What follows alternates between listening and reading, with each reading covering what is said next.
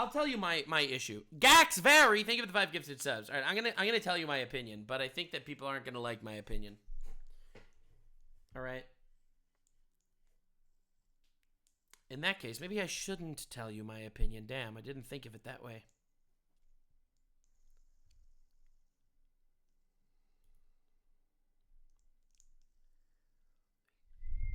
Is Decton gonna upload the podcast soon? I think he already uploaded it.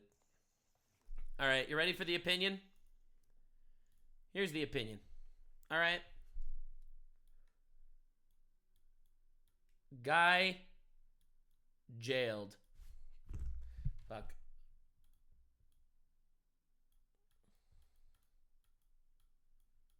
All right. So you have a dude that's been jailed. Now, this guy could be a January 6th protester.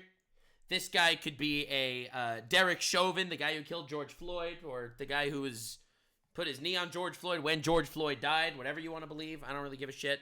Now, you have a guy jailed for whatever reason. All right, jailed under Biden's regime. Now, there are 3 things that could happen from here. All right, there are 3 things that can happen from this point. Option 1, nothing changes. Nothing happens. All right, he stays in jail. That's option 1.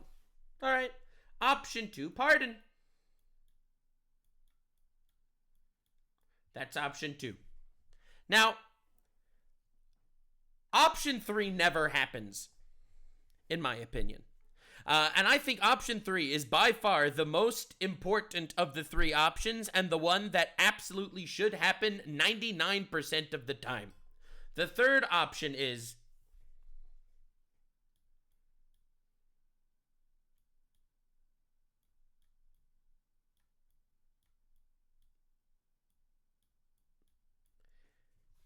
give him another trial.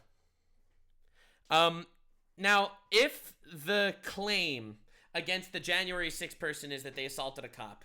Now, under the Biden administration, they made the January 6th people fucking insanely prosecuted. They would arrest these people, they would put them in jail and throw away the key. Now, if you go with the nothing happens option, well, that's kind of crazy. You have a lot of people that are in jail for a crazy amount of time, even though literally, it's been brutal. It's been brutal, and a lot of people were not necessarily treated fairly. Now, in the pardon department, well, you do have some January 6th people, or Derek Chauvin, or whatever, that were ultimately overly violent in certain instances. So a full pardon, that's kind of crazy. Now, the argument is that maybe their sentence is not as strict as it should have been. Their sentence was way over the top. They didn't deserve a lifetime in prison, throw away the key. It was a political prosecution. It was because it was such a contentious political topic of the Jan 6 insurrection or the Black Lives Matter movement in full force. Or whatever reason, it became a political moment and they literally threw the guy away forever. So ultimately, in my opinion, all the people that became political pundits, all of those guys need to get retried. Every single one of them. And if you, based on your new trial, think that the person only deserves 6 months in prison or whatever, if he's already been in prison for 6 months, you let him go. If not, you let him finish his sentence. If you decide that, nope, the original judgment is fair, keep him in jail. And if you decide that the original one is not fair, it should be changed because ultimately, realistically, he became a political punching bag, I think absolutely he should be rejudged. So I think this is a third thing that literally has never happened. No one ever goes for this shit. For some reason, no one ever does this. So whether it's Derek Chauvin, whether it's the violent Jan 6 people, I think, in my opinion, these people should get retrials. Because I do think that they became political punching bags, but I do think they did possibly do wrong. So I do think that should happen.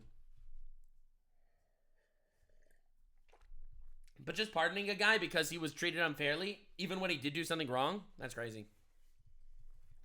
Anyway, that's my opinion.